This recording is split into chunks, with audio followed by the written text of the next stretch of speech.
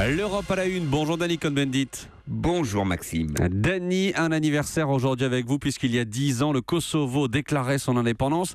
Anniversaire célébré ce week-end, on va en parler. Mais d'abord, est-ce que vous pouvez nous rappeler dans quel contexte le Kosovo indépendant est né ? Oui, rappelez-vous donc la guerre en Bosnie, dans l'ex-Yougoslavie, les accords de Dayton en 95, puis des tensions continuent au Kosovo, l'intervention militaire de l'OTAN entre mars 98 et juin 99, bombardement au Kosovo des forces de Milosevic, puis Milosevic est d'accord pour se retirer des 2/3 du Kosovo et c'est le début de négociations qui amèneront à l'indépendance en 2008 du Kosovo, mais indépendance qui n'est reconnue que par 23 pays sur 28 de l'Union européenne, qui n'est pas reconnue par l'ONU, qui n'est pas reconnue par l'UNESCO. Donc vous voyez qu'il y a encore beaucoup de problèmes avec le Kosovo. Oui, Dany, cet anniversaire de cette indépendance du Kosovo, on ne peut pas dire qu'il se déroule, qu'il soit célébré dans une ambiance de folle allégresse.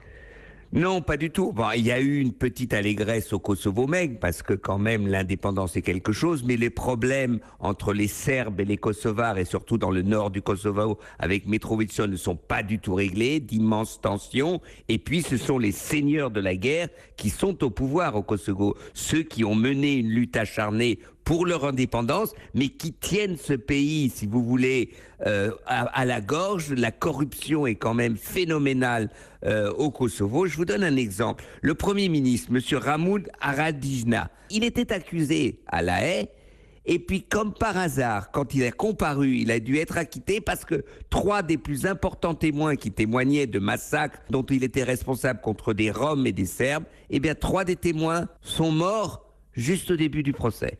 Donc vous voyez que c'est une situation ubuesque que nous avons au Kosovo, et parler là de démocratie, c'est quelque chose d'exagéré. Et pour vous, Dany, la situation du Kosovo aujourd'hui, c'est le symbole de l'échec occidental et surtout de l'échec européen ?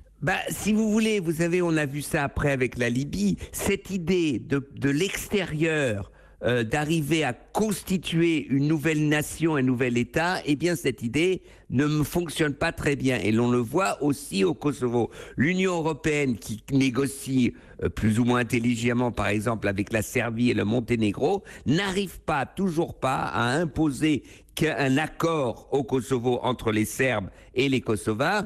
Et puis cet État, je l'ai dit, c'est un failed state, c'est un État pris par la corruption, et là, nous sommes impuissants. Donc, cette idée de l'extérieur, d'amener un État, de faire un État, d'aider à organiser un État démocratique, eh bien, cette idée n'a pas fonctionné, et je crois que c'est un des grands problèmes que nous avons au Kosovo, et pire encore en Libye. L'Europe et le Kosovo à la une aujourd'hui. Merci Dany, on se retrouve demain. À demain Maxime, ciao ciao.